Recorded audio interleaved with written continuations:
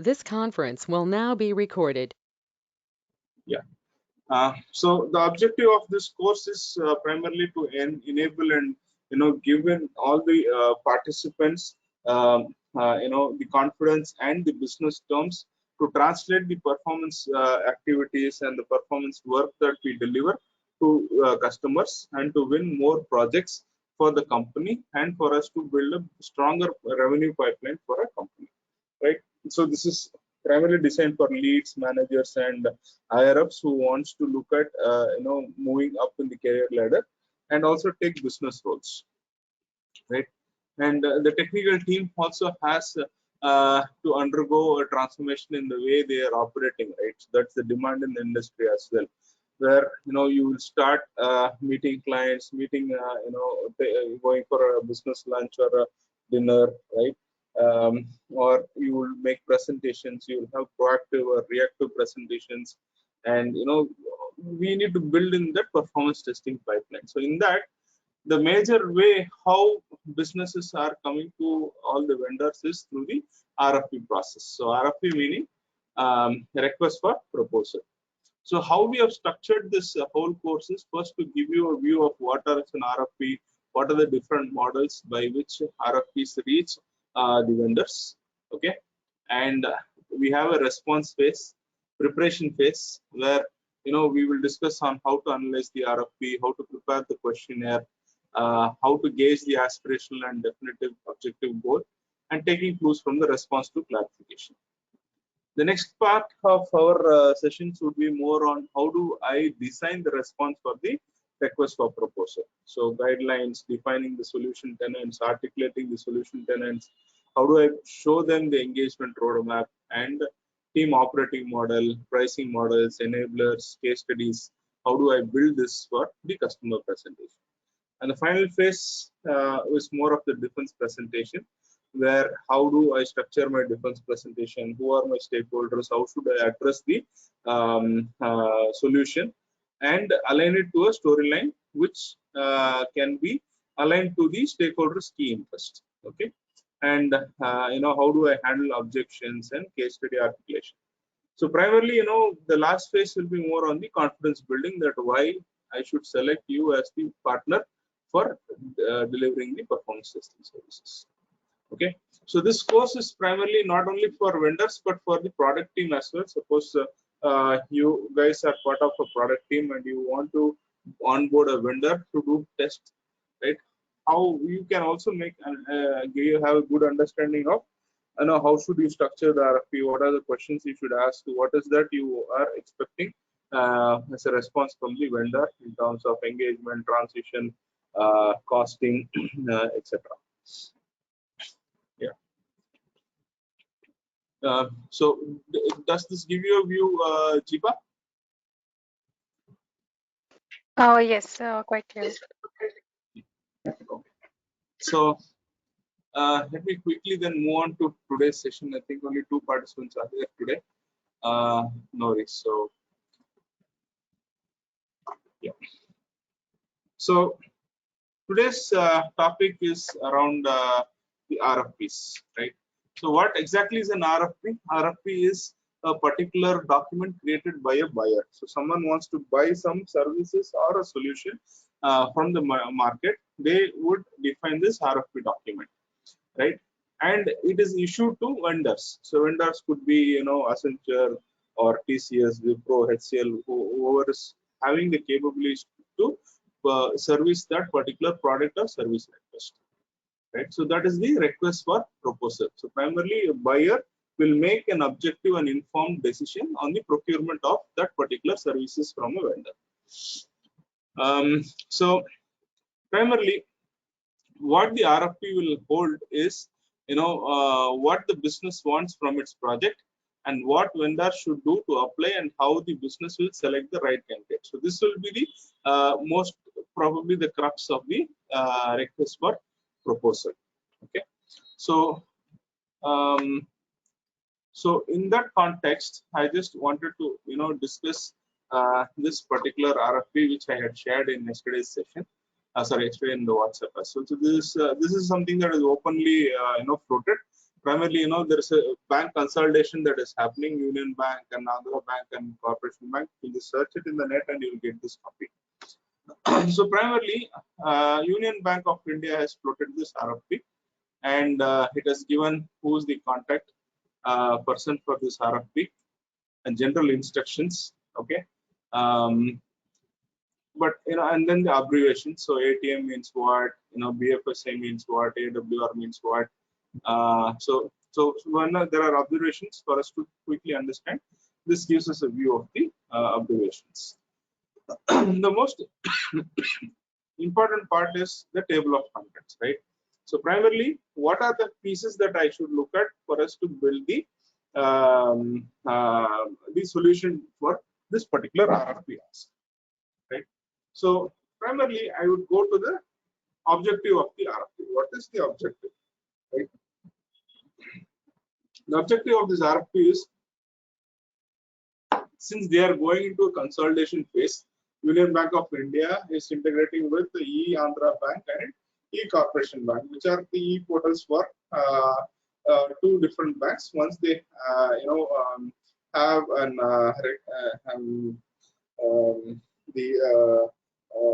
the consolidation and acquisition, then they will have to operate as a single bank, right? So the objective is Union Bank's existing IT infrastructure has to handle all the critical applications being migrated from Andhra Bank and E-Corporation Bank. Okay, so for this migration process, they have floated this RFP specifically for a performance testing requirement. So if you read this, bank has taken utmost care in ensuring speed, stability, scalability, and availability of critical applications. However, to ensure zero impact to customer application, they are desired to conduct the performance testing before go live to test how well application performs, right?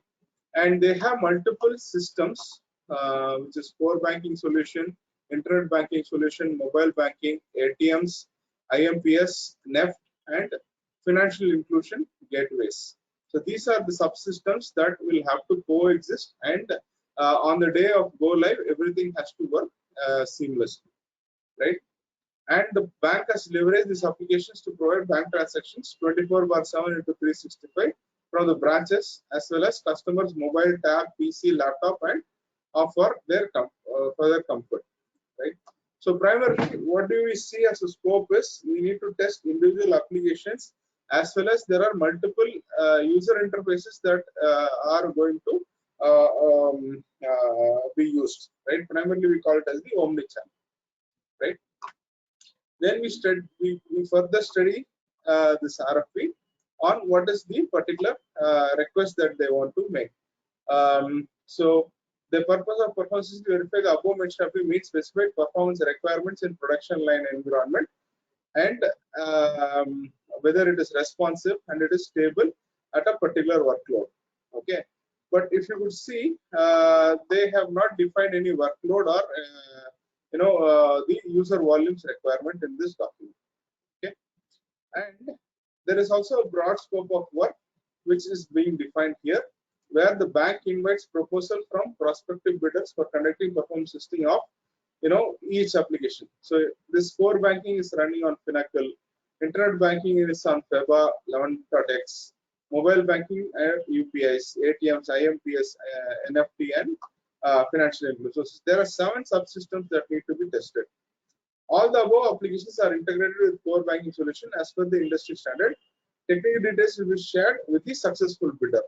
So this is a very key point, right? So here, the complete information is not available in the RFP in terms of what are the business process, what are the transactions. But what they are saying is, once the successful bidder is selected, then they will share all those information. Can you guess why? Jibar, Hanuman? No idea. I want to maybe share the technical details of their application with any vendor. Fantastic. So Would be primarily, confidential information. they don't want to give or share a complete the end-to-end architecture of their model, right? Because that could be, a lot of IPs involved. There could be some trade secrets in the way they have designed their architecture, right? But they have exposed the 7 different applications that they want to be tested, which are quite generic, right? So now as a vendor, we will have to think or bring a solution where we attack the core functionalities of core banking, internet banking, mobile, IMPS, etc. Because this is not going to change much. Okay, maybe the user interfaces or the business processes or some internal policies of banks might get applied, but the way it operates is going to be the same. For example, withdrawal or credits or interest rates. The interest rates might vary, but the payment models are going to remain the same, right? So only once you win the RFP, showcasing them their capabilities that you are capable of delivering all the services, is when you can see that the customer will start sharing more details once the successful bidder is selected. Okay, what else you can see here? Yeah, go ahead. Any questions?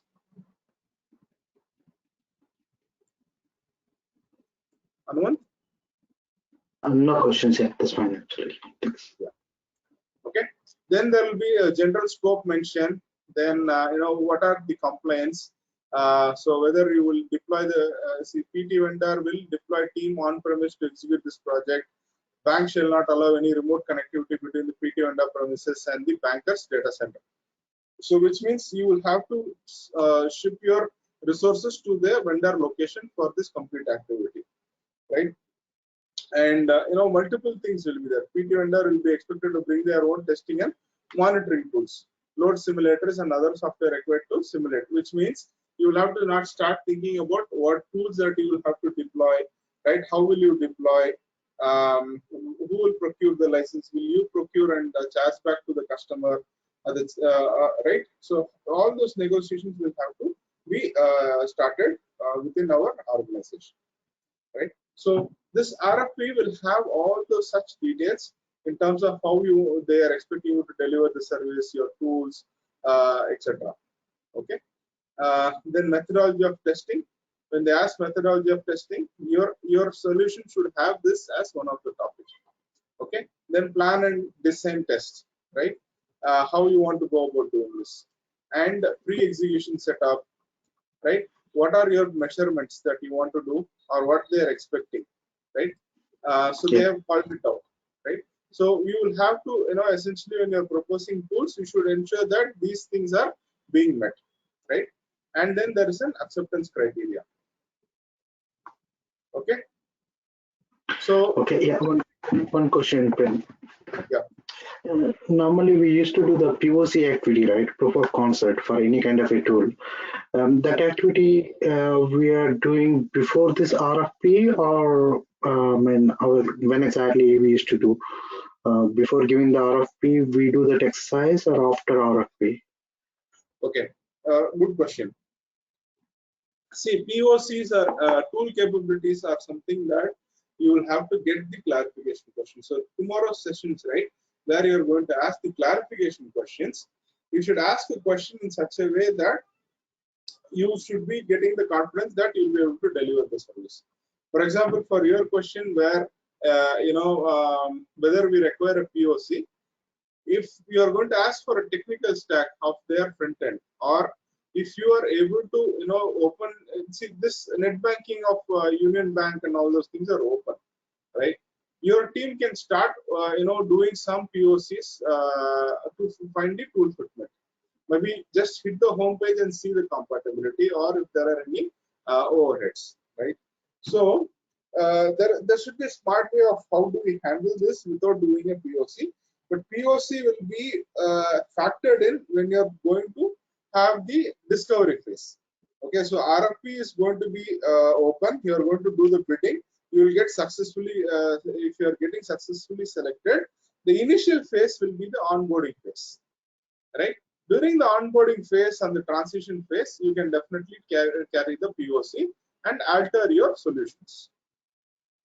Okay, so in terms of the solutioning, you don't have to worry about the POC because it is more towards tool compatibility and etc. that we can address it during the discovery phase. But our focus in the response is more towards, if you have done similar activities for some other banking customers, we can showcase all those activities. Did I answer your question, or you want more clarity?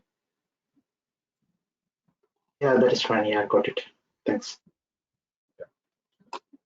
So this is one of the RFP. Okay. So what I would request is, if you guys can find time, you can just go through this, and tomorrow's questionnaire session we will completely discuss on how do we take questions and ask questions. Okay. The art of asking the right question and how do I frame my solution finance. Okay. So this is a very detailed RFP. You don't have to worry about the entire content of the RFP. Or if, as a technical team, it is good if we are going good with the understanding the objective, the outcome expected, and how we are going to do the solutioning for this RFP. So in this RFP, they have clearly asked, they are looking for resources to be supplied. They don't want you to do the test execution, right? So accordingly, you will have to frame your solution. Okay. Now, this taxes and duties, rejection of bids is something that you should have to refer. Why will we get rejected? There will be some clauses. If it is not having any authorized signature, fax, email. So this will be part of the bid team. Okay, to validate it from our side, from the vendor side. Okay. So these are some of the critical areas where you look into an RFP. I will also show you another RFP. Okay, this is Quality Council of India. Okay, just stop me if I'm going wrong, or if I'm not, if you're losing some directions. Okay. Yeah, sure. Okay, so this is another Quality Council of India's RFP. This is also, they are looking for a tech partner for performance, load, stress, and security testing, and this is more precise of a service. There we saw the previous RFP, there were 7 different systems, and they were targeting so many things. They were hiding informations, right? But here the scope of work is very clear. What they want to achieve in performance testing, that they want to do load testing for their web portals. Okay, and they want to include planning, requirement gathering, scripting, debugging, trial runs, execution, monitoring, and all performance issues identified during load test to be informed using the detailed report, and what are the load levels that they are looking for. So here the scope is much well defined than the previous one, right? There you will have to get more clarity for us to do the test execution. So in this RFP, you can see that what are the various phases that they want to do in terms of load testing, right? And whether they use production or Google Analytics to do the realistic usage, which is again one more activity that you have to do in the requirements, right? And defining your workloads, script verification, load test infrastructure, setting up of load test infrastructure, verification of load test verification. So this you will have to get it clarified whether he is going to give the infrastructure, or you want to onboard and build this infrastructure for the delivering the service. Okay. See, nowadays the current vendors, they are having their own AWS machines, and they are spinning up this test infrastructure. Okay.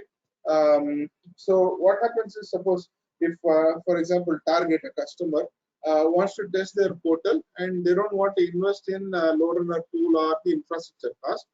Nowadays, the vendors are preparing this infrastructure that is required in terms of the LoadRunner or the load generators, etc., in Amazon or Azure cloud, and they are asking the product companies to open the ports to do the testing, right? So those are some of the new ways of operating in terms of the test infrastructure. So in your bid or in your billing, you bill for infrastructure separately and for the resource cost separately. Okay. So test execution, test monitoring, baselining, reporting, everything is very clearly mentioned in terms of performance and what they want to achieve as an outcome. Okay. And this probably would be a very short contract. Okay, but there might be a multi-year contract as well, because the time period what they are mentioning, the contract shall be valid for a period of 1 to 3 years. and every year they want to review it and renew it, which means you can give a bid for 3 years. Okay, am I making it clear or am I confusing? Yeah, it's clear on me for me. Yeah, Jiba, you're clear with this? Yes, I'm also clear. Yeah. So primarily, just to get a view of what an RFP is, what could be the expectations in the RFP, how should you read the RFP, and what is the outcome we are going to build as part of the proposal or solution. Okay. Any questions? Can I move on?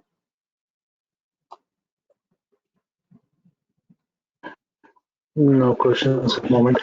So there's only one question now, Prem.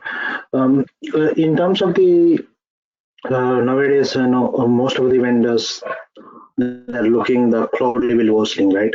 There are some clients, banking or financial based clients, they don't want to launch anything on the cloud based due to the security reasons, other things. So they maintain all their infrastructure on offline mode only, like yeah, within the organization. In that case, yeah, the RFP model is completely different, right? Obviously. So, sorry, can you just repeat it? I lost some part of your message. Little bit louder, please. Yeah. Some of the organizations, financial based organizations or banking sector, they don't want to launch their load injectors or, they don't want to launch their applications in the cloud based. Uh, they want to maintain everything on offline, in-house maintenance kind of thing. Yeah, in that case, how different the RFP with the cloud-based and the offline, the in-house based RFPs? Uh, is there any variations on the cost model, or is there any other thing? Yes, there will definitely be variations in the cost model. Since there are three ways to operate. One, you keep your applications alone in-house, but the testing tools outside your organization. Okay, in that way, the vendor will either deploy it in their data center and have a connectivity to do the test, or host it in AWS or Azure Cloud. Right. So what happens is that infrastructure, when they're burning that infrastructure, that cost will be added to the program. Okay. But if the customer says, especially the financial organization, they say, we don't want to open our ports, you guys install everything in our environment, then our vendor team should tell the upfront in the solution what is the infrastructure you are requiring, right, for hosting this entire testing tools. Whether you want LoadRunner, you ask for 64 GB RAM, or your what Windows servers that you want to operate on. All those infrastructure requests will also be part of the proposal, and then the customer will have to provision that infrastructure for you guys to deliver the service. The answer? Yeah, I got your point. Yeah, thanks for the clarity. So let's jump into our proposal. Okay, so the RFPs are of three types, right? I mean 4 types, right? So practically, 4 topics that we will be touching on. Proactive versus a reactive RFP. Then there will be application development and support RFPs, migration models, and any specific service request. The 2 samples that we saw in terms of the Union Bank and the QCI, both of them were falling under this specific service request. Okay. Now, let me just quickly go through. Yesterday also we went through, but just quickly, I've made this animation today to understand between proactive versus reactive. A proactive proposal is like a love marriage, right? Where suppose this gentleman wants to propose that just like that he will not go and propose, no, right? He will do a study. Where is he studying? Who are her parents, or their phone number, or Instagram, whatnot. So initially they will do the mining before they go and really approach that girl, right? So in terms of love marriage, right? So in terms of arranged marriage, now we got shadi.com. Now your requirements are put in there, okay? I'm such a professional. I live this in this place, right? My height, my year, my preferences. I like you. I don't like you, right? This is more of an arranged marriage proposal, right? So whereby the buyer, or you can just correlate this to our reactive RFP, where you have some certain requirements which you are posting, and then a match is made between multiple vendors. Okay, so primarily, this was just to give some different perspective of proactive versus reactive. So outcome of both the marriages would be, the same thing, right? I don't know much. Both of you will agree, but there will be an outcome, and then there will be a moving forward. So similarly, the difference between a proactive and a reactive model. So yesterday we did touch upon this. I wanted to quickly give a view of this. Okay, if it is a proactive RFP, okay, the buyer, the vendors itself will do their own research and mind the customer's needs, right? When you are engaged with the customer, you will mind if you will mind if they are facing performance bottlenecks, if they are facing issues somewhere else, right? Your team will be exploring and giving you some of the market trends or cost savings or competitive capabilities that you will pick it up and give it as a proposal to the customer and start winning that project to your company. So that is a proactive RFP, right? And the good thing is, the key stakeholders available at the customer side. The build. Since you know the customer, you can build your team capabilities to win that proposal and cut out an opportunity for customer to go to open market. So this is very key when you're doing a proactive pitch, right? And a production issue needing performance testing on a regular basis is one of the typical cases where we proactively pitch for a performance testing operations, right? When it comes to a reactive mode of RFP, like we saw the previous two RFPs, right, where the customer says he is going to do an integration of two banks or consolidation of banks applications, or I'm going to migrate from my monolithic to a cloud-based infrastructure, right, or complete migration or a complete new project, right? So the customer usually understands his business needs and brings out a project RFP. That RFP goes for a bid from the vendors, where we prepare our response, and based on our response and our bid delivery, the customer will either select us, or he is also, there are cases where we work on a multi-vendor programs, where, though there are 4 vendors who are bidding, he might slice and dice and give it multiple pieces to multiple vendors. Okay. One example could be, if there are 2 vendors selected, one vendor will do the complete governance, the other vendor will take care of delivery. This typically happens in the performance testing scenarios. Okay. Definitely not, some vendor will do the scripting and some vendor will do the execution. So that type of, illogical split or risky split will not happen. But usually when it is multi-vendor with performance testing, there will be one governance or, a reporting vendor who will be doing the complete audit of our reports, and one vendor will be completely delivering the services. Any questions in understanding this proactive and reactive? No, I didn't understand about the multi-vendor part.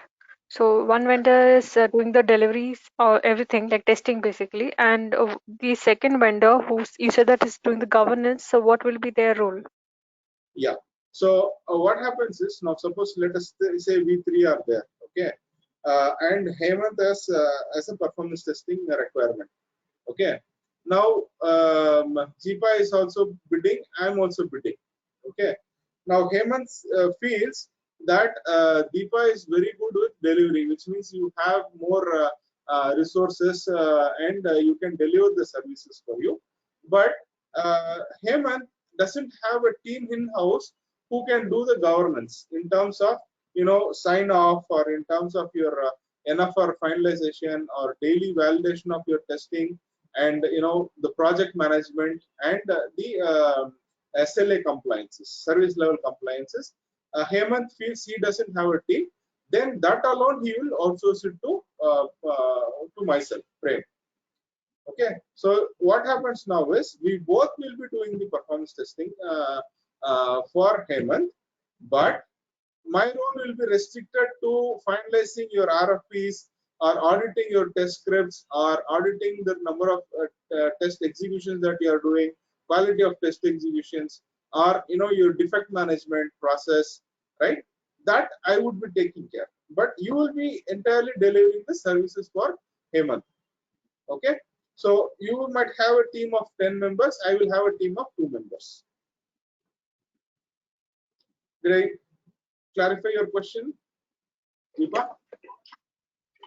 Okay. Now it becomes multi-vendor. And both the companies would be for the entire duration, or there can be difference For in the that? entire duration. For the entire duration. Again, it could be in parts. It could be see, performance testing usually requires a longer presence. Okay, Hemant, if he feels, he can just knock off Prem because it's only governance, and if he has the bandwidth and his team, then he can take it over. Okay. Okay. You're getting my point, Deepa? Oh yes. Yeah. See, this is where Normally, yeah, question, Prem. Most of the vendors actually they won't give a whole project to one vendor, right? Obviously, because of the monopoly kind of thing. They maintain everything and they test kind of thing. Like a verification and validation wise, there are huge differences. Yeah, even that's as per right. knowledge. Yeah. That's right. That's right. So usually they will, see, it depends on the customer's capacity and investment capacity as well, Hemant. Okay, but it will be a good business model to have such a, diversified multi-vendor engagement. So see what happens in the multi-vendor. No, there will be more competition, right? Now, what will I do? I will try to find faults in GPA's delivery and try to poach that business from GPA. GPA will ensure that I don't ask too many outliers, so that she will not be in a bad shape in front of customer. So it is a two-edged sword. Am I making it clear what happens in the multi-vendor and why some customers prefer multi-vendor for a delivery? So when there is competition, definitely there will be good quality outcome. Yeah, the quality output basically the only the reason. Yeah. Deepa, did I clarify your question, Deepa? Yes, yes, it's clear why and how it's done. Yeah. Okay. So now the other, let's see some types of RFPs that come in, right? The application development and support. See, the two RFP examples that we saw in terms of Citibank and QCI, it was very specific to performance testing, right? But if organizations are going for a SAP implementation, or they are going for a completely a new project, right? Then they will float an RFP, which is complete application development and support project. Okay, and where and all our performance testing will fit in is definitely during the integration testing, designing, unit testing, deployment, where you are going to do our major end-to-end testing, and maintenance, which will be our continuous performance testing. So what is expected is we addressing how we will involve ourselves in design, how we will involve ourselves in unit testing, integration testing, deployment stage, and in the maintenance stage. So our RFP solution should contain our involvement in all these phases of the application development lifecycle. Any questions? Is this new?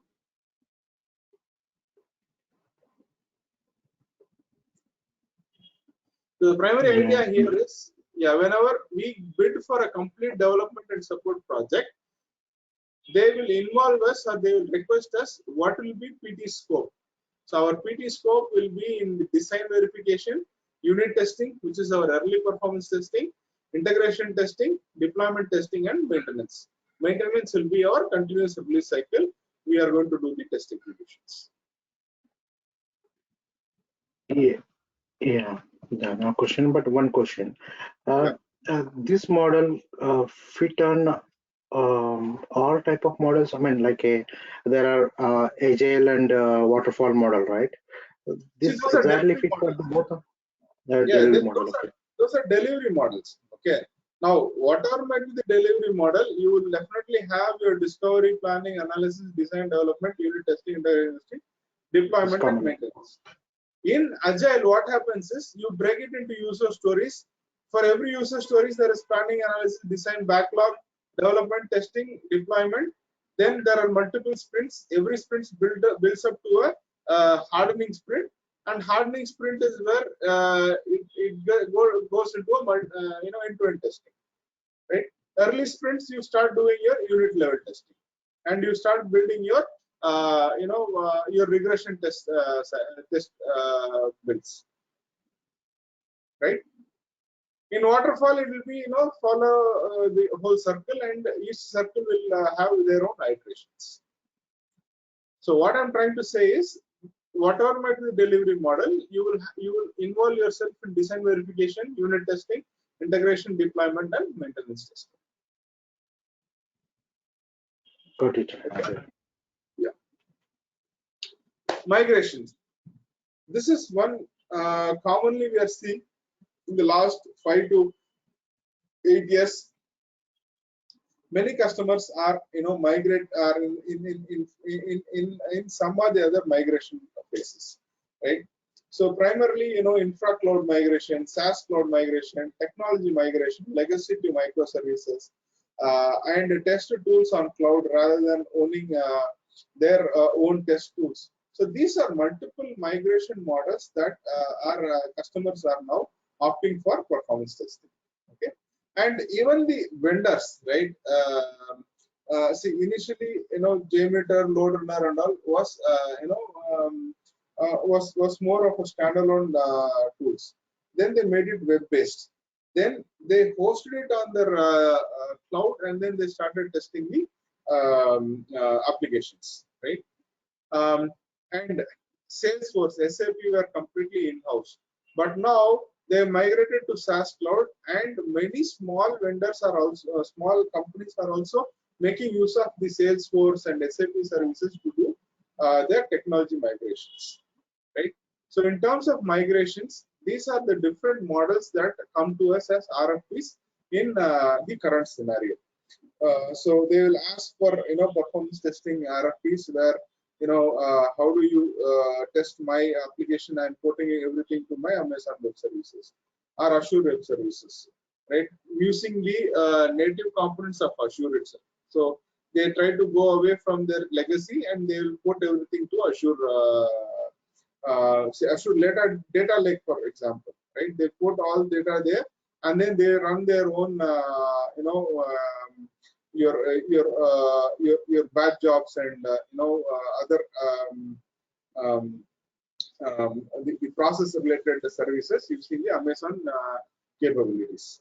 So this is another kind of RFPs that comes to us. Okay.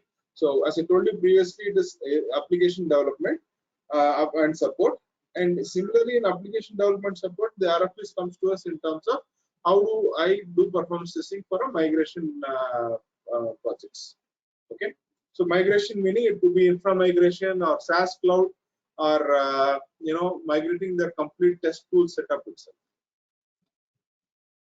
Any questions? Yeah. Yeah, no questions. It's fine, I think. Yeah. Yeah. Then the two RFP samples that we saw, it was more of specific service request. We had clearly gone through that how it is written for QCI and Union Bank. Okay. So if I want request would be if you guys can go through those RFP, we just spend half an hour, not more than that. You don't have to spend the entire day on that. Just spend half an hour. So that tomorrow's session we can have more clarity on what type of questions that we can ask. How do I frame a questionnaire? So primarily what happens is when the RFP is floated, vendors read the RFP, you will get a lot of questions. for you to build the solution. So that will be the initial clarification phase. Okay. So tomorrow we will see how we handle that preparation phase. Yeah, sure. Thanks, friend. Yeah. So this table of contents we just saw when I opened those two RFPs. So both the RFPs, you don't have to dig into everything. Okay. For example, patent rights, payment terms. Okay. All these things will be organization level. Where we are expected to contribute is more towards the technical objective of the RFP. What is the aspiration of this customer and how we have to take this forward. Okay. Yeah. Okay. Thank you. Okay. So tomorrow's session will focus on the preparation phase. Any questions, Deepa? Yes, I have a question. In the whatever proposal is being given to the customer, in that or at what stage the resources are defined? I mean, or Okay. proposed for the project, how many members would be there, or what is the duration like? Okay. And Good this is question. one question. And second question is, uh, what will be the difference if it is a short-term project or if it's a very long engagement? Yeah. So I'll And answer your suppose the first long question. engagement, there is agile or Scrum, whatever client side they are following. So in that, then Yeah. how does it differ? Yeah. So primarily, the resourcing part would be addressed when we are seeing this team operating model. Okay. So resourcing part happens in two ways. See, one is completely on-site resource augmentation, or on-site and offshore augmentation and delivery of services. Okay. And there will be resource skill set that you will have to worry about when you are looking about the operating model and how we will deliver the services using our human resources. Okay, that we will detail be touching when we are talking about the team operating model and the PT resource skill set. So primarily, when you're presenting your RFP, when you're saying this is going to be my engagement model for a short term or a long term, how am I going to establish and achieve this engagement model? How am I going to operate? So this will be part of our discussions during the engagement roadmap building, team operating model, and resource skill set. I lost your second question. Can you repeat your second question? So whatever is the response being given to client, like how will it vary if it is a short-term project or if it is going to be a long-term project? And if client already is having agile being followed, suppose say migration or any upcoming project, and they want only the performance test being conducted by a vendor company. Fantastic question. So, see, primarily, be it a long term or a short term, okay, the buyer or the clients are looking for the talent, right, and the skill set. Okay. Now, in a short term, will not be a problem. If it's a 2-month or a 3-month engagement, right, there will not be a problem with your skill set or talent. Okay. But if it is a longer period, if it is a 5-year contract, right, then you will have to ensure how you are going to create your resource pools. You will have a core resource pool and you will have a flexi resource pool. Okay. That models we will discuss it in the operating models. Okay. So how I address is, how will my engagement model that I'm going to build for you to successfully deliver this service, how am I going to operate with my resources? Okay. How do I ensure that you will not have failures in your project delivery because of resources? Okay. So for a short term, you will definitely not have a core flexi, but you will have a definitive team that you will onboard to do the test execution and you have a complete closure and come out. But in terms of longer engagement, you will definitely, the human resources will keep moving, will keep jumping, right? You will have to build a core team and then a flexi team around it in such a way that you are able to make the resources really fungible for them to deliver the services. Did I answer your question, or do you want me to repeat it, or you are expecting something No, else? no, it's clear. Yeah, got the answer. Yeah. So when we are deep diving into the team operating model and resource skill set and pricing models, I will touch upon this little more in depth.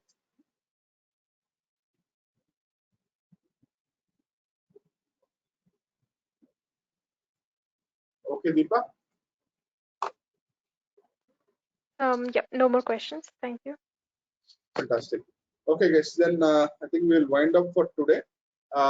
We will again catch up tomorrow. We'll tomorrow focus on the preparation phase.